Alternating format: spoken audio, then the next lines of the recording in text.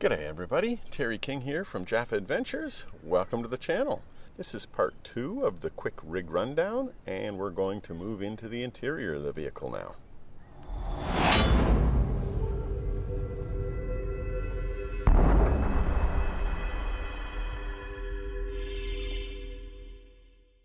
So let's start with the cockpit on the driver's side.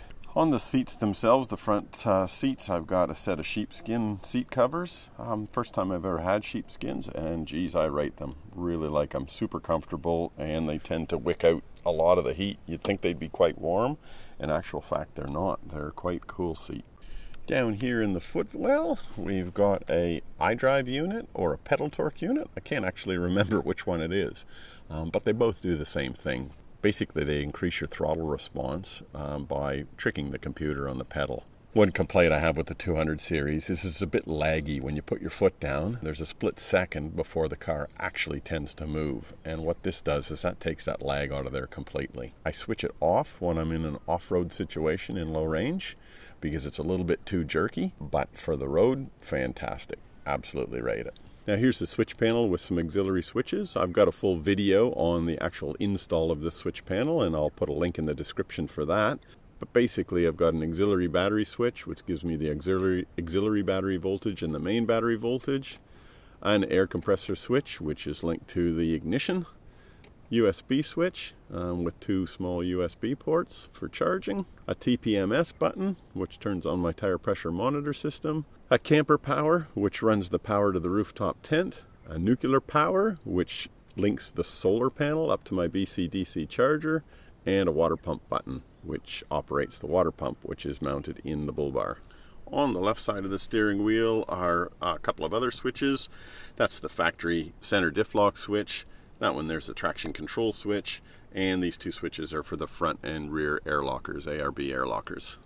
I've got a GME remote mounted UHF, and all of your controls are on the hand unit, which is pretty handy. And the UHF unit itself is mounted up here in behind the dash. A couple of other accessories to note, which I rate quite highly. Here we've got a scan gauge, and I've got it set up to run boost pressure, total fuel consumed, the water temperature, so engine temperature, and the ATF temperature. And that ATF temperature monitoring is fantastic, and I'd highly recommend that. Coupled with, if we look down here beside the gear stick, this switch here is the stock lock torque converter lockup. And if there was a short list of maybe 5 modifications that I could have to this car, that would be in the short list. Now the torque converter lockup kit is one amazing piece of kit, and I could highly recommend it. No matter what manufacturer you use, I think they're just a brilliant piece of kit. Where it really comes into its own is the ATF temperatures. So if you have a look here, we're running at 72 degrees. As soon as that torque converter locks up, you watch the temperature peel off. There, the converter's locked now, and you can see the temperature just peeling off that gauge now. It's absolutely incredible how much of a difference that slipping converter makes in terms of temperature compared to the locked up converter. So we're down to 61 degrees ATF already. Alright, what we've got here is the EGT gauge, or exhaust gas temperature gauge. The left gauge is the left bank, the right gauge is the right bank. I bought that gauge pod on eBay, and it was just one of those cheap jobos that had 3 round gauge holes in it. I cut the fascia out of it and made a new fascia that took those 2 rectangular gauges and then molded the gauge pod itself into that little hatch, I guess that you call it, on the top of the dash.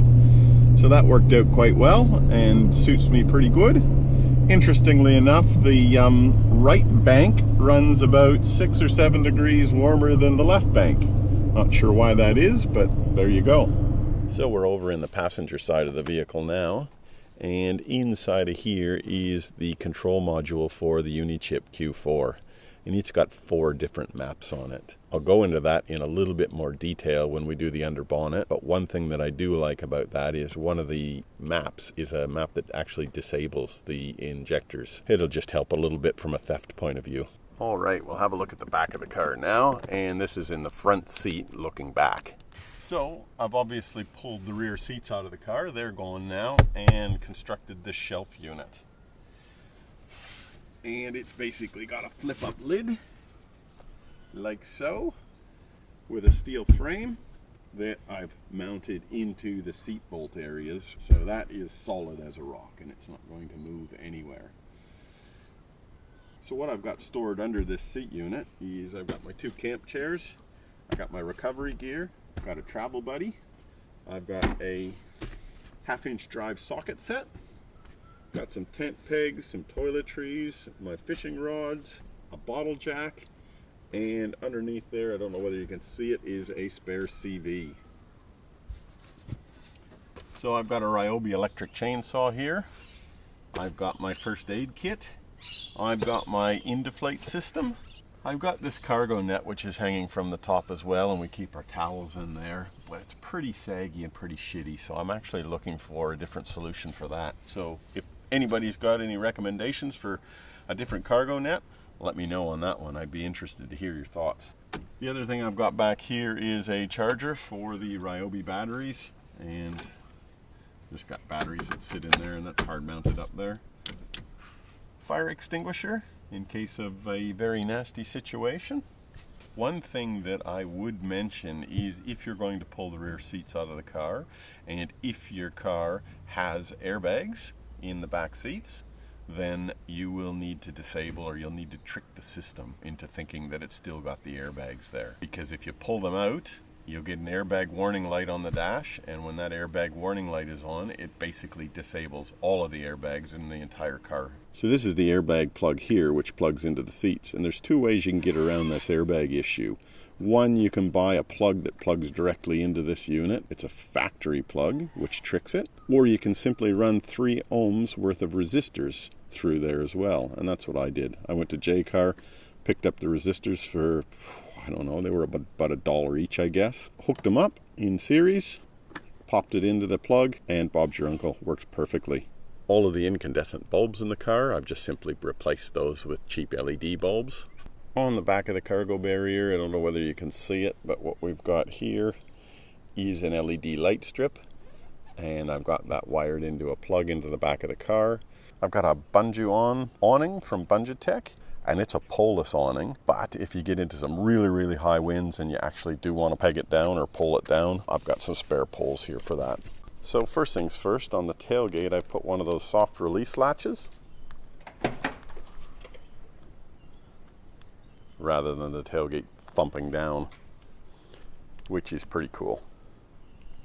On the top of the tailgate I have a light, an LED light, which has 3 sort of intensity settings, and the other thing that it does is if you hold your hand down, you can get the orange colored lights. So the drawer setup that I've got here is a drifter system, and it is freaking awesome. This drifter system has got the car back kitchen as well, which I love. I'll do a full review on this one actually a bit later in time.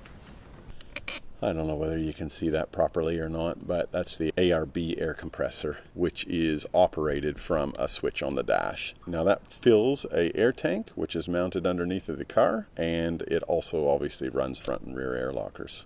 And I've got an air outlet here, and I've got another air outlet out the back of the car. A Waco CF80 fridge. I've had that sucker for years and years now, and it hasn't let me down, so I can rate that quite highly. Down the driver's side wing of the car, I've basically got a couple of power points here, just marine sockets, an Anderson plug, which I typically run the fridge into, and this is the Victron battery voltage monitoring system. And you can also run it off the Bluetooth of your phone. So this is basically telling me I've got 13.4 volts in the auxiliary battery, I've got 12.6 volts in the main battery. No amps are being drawn at the moment, no amp hours. The auxiliary battery is 100% charged, and because I'm not running any accessories whatsoever, it'll remain that way into infinity. What I love about this system is you can tell what current draw is for a particular appliance by simply popping the load on it. So if we take our fridge lead and we plug them in and we switch our fridge on,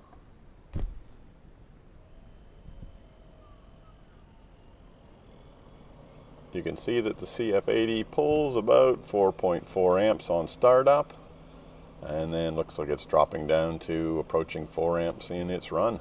The other thing I like about the system is it'll tell you how much battery you've got left. In this particular instance, with the fridge running on its own, it's telling me that the battery will have somewhere around about 35 hours of life left. I won't go into all the crap that I've got in these side panels, but you know, I've got things like tire repair kits, etc. But one thing that I will note that is, I think, something that people may not think about is inside of this panel here, I have a spare tent, just a 2-man tent. And you might actually be thinking, well, why the devil do you need a spare tent? So consider this situation. You're going up to Cape York, for example, and you're off the beaten track. There's nobody around for miles, and you get bogged. And you get bogged, and your car is actually on a bit of an angle. And it's coming on sunset, and you can't get this thing out. You know, no matter how much you try, you've just got to wait until the morning and come at it with a fresh sort of mind. In that case, if you've got a rooftop tent sitting on the top of your car, and your car is sitting on an angle like that, you might not even be able to deploy the tent, and if you can deploy the tent, you're going to get a pretty crappy sleep as you slide down to the end of the tent. So that spare tent there is just there for that reason. We can pull a small 2-man tent out and still get a decent sleep. I know you don't want to carry a whole lot of extra crap and a whole lot of extra gear, but that one I think is not a bad idea. You might have noticed me pulling these hoses out and thinking, hey, what the heck is all these garden hoses for? I've actually got a water pump and a heat exchanger mounted in the bull bar of the car. So we have warm showers every night when we go camping. So if we go back to sort of those top 5 mods that I would have in a vehicle, for me, a shower and a heat exchanger has got to be right there up at the top of the list. That's definitely going to be in one of my top 5. On the tailgate of the car, I've just gone to Clark Rubber and I picked up this, I don't know, it's 2 or 3 mil thick. I don't even know what type of material it is. A plastic type material, a rubber type material, I don't know what you call it, PVC, PVA, and simply covered the back of the tailgate. That's brilliant because, as you know, you use your tailgate for cooking and all sorts of nasty stuff, and it's got the carpet underlay there, and that would just turn into crap. So this is quite good. You can just wipe it off. You might be wondering what I carry in these tailgate panels, so let's pop this off and have a look. In this panel here, look at all the red dust. In this panel here, I've got a small first aid kit. I've obviously got the larger one that I mentioned earlier located on the cargo barrier. I've got a snake bite kit, and I've got a emergency positioning radio beacon, or an EPIRB. On this side, lo and behold, the Toyota factory tool kit. That's the LED lights around the cargo barrier that I mentioned earlier, and those are illuminated up in an orange color at the moment just to keep the bugs away. And that's it, guys. That concludes the internal walk around of the vehicle. Thanks so much for watching and staying tuned. I've got one more series to run, and that's when we'll go under the bonnet and have a look at the mods under there, and I'll get the car up on the hoist as well, and we can have a look along the chassis and see what mods have been done underneath the chassis. So thanks for following along, everyone. Hit subscribe, hit that like button, hit that notification button, share it, tell your friends, do all that sort of good stuff. We'll catch you on the next one. Keep the shiny side up, everybody. Have a great day. Bye now.